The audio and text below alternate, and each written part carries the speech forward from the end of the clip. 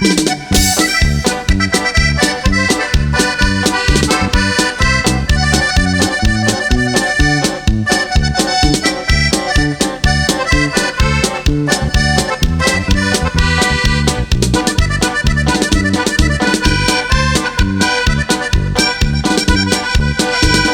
sigan diciendo, que sigan hablando de mí hasta que quieran.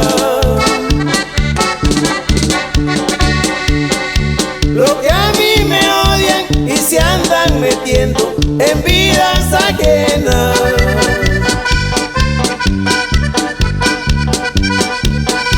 Yo le pido al cielo que le dé más vida y la lengua más larga.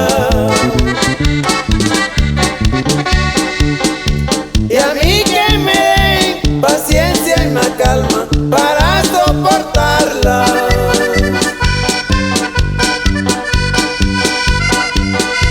Mis amigos van y me dicen ayer de qué estaban hablando, pero no me dicen ni quién ni con quién me estaban criticando. Lo que más quisiera me dijeran a mí, me dijeran a grito.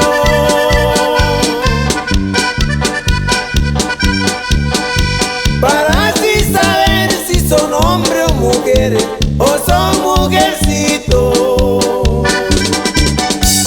Y esto va para que la goce el señor Pedro González y familia, y para sus amigos, para la familia Osorio, allá en el ojito. Hay una persona que se habló de mí y el nombre no lo digo,